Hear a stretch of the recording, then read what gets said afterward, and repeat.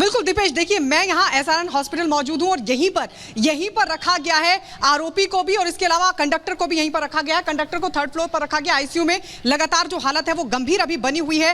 हालांकि अगर बात आरोपी की जाए, आरोपी को भी रखा गया क्योंकि थोड़ा सा जो मसला है वो बेहद गंभीर है और इस वजह से कहां पर रखा गया ये अभी तक डिस्क्लोज नहीं किया गया। लेकिन बड़ी बात जो निकलकर सामने आई है वो आई है कट्टरपंथी सोच। जी हाँ, कट्टरपंथी सोच जिसकी वजह से इस पूरी घटना को अंजाम दिया गया। बड़ी जानकारी यह भी मिल रही है कि जिस दिन इस घटना को अंजाम दिया गया उस दिन आरोपी ने बाकायदा सुबह 4 बजे उठकर पाकिस्तानी कट्टरपंथी नेता हुसैन रिजवी का वीडियो देखा था और कई वीडियोस उसने देखे थे और उसके बाद इस पूरी घटना को अंजाम दिया था। उससे तकरीबन 10 से 12 इंपॉर्टेंट सवाल पूछे गए थे और उसमें आरोपी ने पुलिस को यह जानकारी दी है कि वो किस तरीके से सेल्फ रेडिकलाइज था।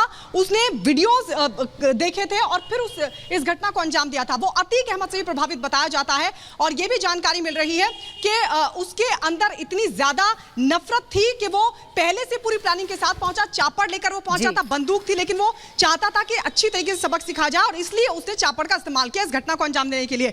मेरे सहयोगी जतिन भी लगातार इस पूरी खबर पर पल पल का अपडेट आपको दे रहे हैं, उनसे समझने की कोशिश करते हैं कि पूरी इन्वेस्टिगेशन अभी तक कहां पहुंचे। जतिन, एटीएस भी इस पूरे मामले में इन्वॉल्व नजर आ रही है, अभी तक क्या जानकारी मिली? जी देखिए, जिस कट्टरपंथी सोच के बारे में चीजें निकल कर आ रही हो, यही वजह है कि एटीएस अब इस पूरे मामले को इन्वेस्टिगेट कर रही है। कल 2 बार एटीएस की टीम लारेब के घर पहुंची। उसके घर से जितने भी इलेक्ट्रॉनिक गैजेट्स बरामद किए पुलिस ने, उसको फॉरेंसिक जांच के लिए भेजा गया है और अभी तक की जो जानकारी मिल रही है उसके फोन को खंगाला जा रहा है और जब फोन को खंगाला गया तो कई ऐसी आपत्तिजनक वीडियो लारेब के फोन से मिली है जो कहीं ना कहीं सर तन से जुदा की जो थ्योरी जिस पर एटीएस और लोकल पुलिस इन्वेस्टिगेट कर रही है उसको कहीं ना कहीं पुख्ता करते हुए नजर आ रहा है। लारेब से जब पूछताछ की गई तो उसने साफ तौर पर बताया और कबूला कि उसने कंडक्टर की हत्या की और इसलिए की कि वो अपशब्द बोला करता था, वो इस बात से गुस्सा था। सिर्फ उससे ही नहीं बल्कि बस में मौजूद जो दूसरी सवारी थी उसके साथ भी कंडक्टर का विवाद हुआ। कंडक्टर जो पीड़ित इस पूरे मामले में सिर्फ उसका विवाद नहीं बल्कि दूसरे लोगों के साथ भी विवाद हुआ और कहीं ना कहीं गुस्सा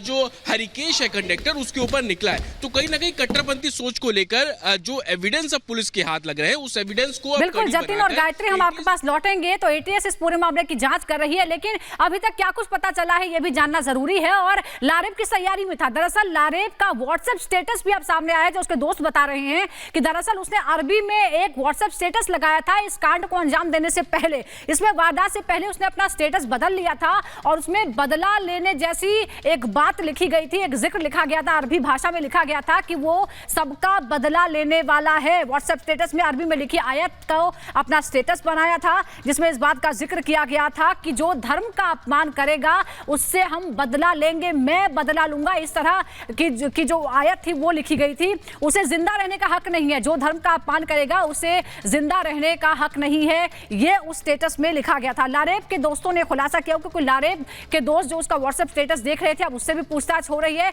तो उन्होंने ये जिक्र किया है। इसका मतलब पूरी तरह से प्रभाव था लारेब पर, वो इस तरह की जिहादी मानसिकता का बन चुका था और इसीलिए उसने एक टारगेट किया। हो सकता है कि कोई पहले से उसकी प्लानिंग हो कि वो ऐसा, उसे नफरत उसके अंदर भरी हुई थी और अचानक एक घटना ने उसे ट्रिगर कर दिया जिसका निशाना हरिकेश बन गया। वारदात का वीडियो उसने साझा किया, पहले घटना दी, शायद उसने प्लान कर लिया था कि वो एक संदेश देना चाहता है जो जिक्र भी किया है। और हमारे सहयोगी शिखा लगातार हमारे साथ बनी हुई हैं थाने से। शिखा, ओवर टू यू।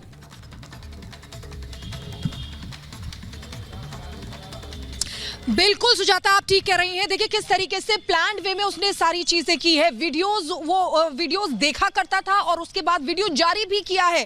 पूरी तरीके से उसने ऐसा काम किया है। देखिए जिहादी साहित्य भी है वो भी उसके पास से मिले हैं। तो ये तमाम चीजें हैं जो बताती हैं कि किससे के वो इन्फ्लुएंस था। पाकिस्तान कनेक्शन भी सामने आ रहा है क्योंकि जो मौलवी था उससे भी वो इन्फ्लुएंस था, ये भी जानकारी सामने आई है। साथ ही साथ अतीक अहमद से भी वो काफी इन्फ्लुएंस था। तो ये तमाम चीजों को मिला के देखा जाए तो देखिए सुजाता, अगर कोई ऐसा सोच रहा है तो वो अभी नहीं सोच रहा है, वो काफी पहले से इसको सोच रहा है और उसकी वीडियो से ये साफ साफ पता चलता है कि उसका मोटिव आखिर क्या था।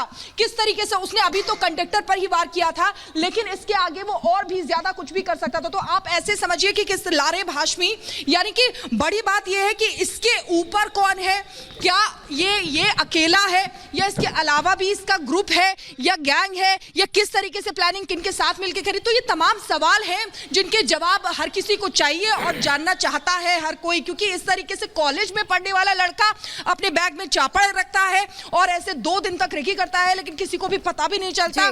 2.5 घंटे तक बस का इंतजार भी करता है और उसके बाद और पूरी प्लानिंग की जाती है, रेकी की जाती है। बहुत शुक्रिया आपका हमारे साथ जुड़ने के लिए। अब आगे बढ़ेंगे। सीएए को लेकर के सुगबुगाहट फिर से तेज हो गई हो। ये तेज इसलिए हुई है क्योंकि गृह राज्य मंत्री अजय मिश्रा टेनी ने यहाँ पर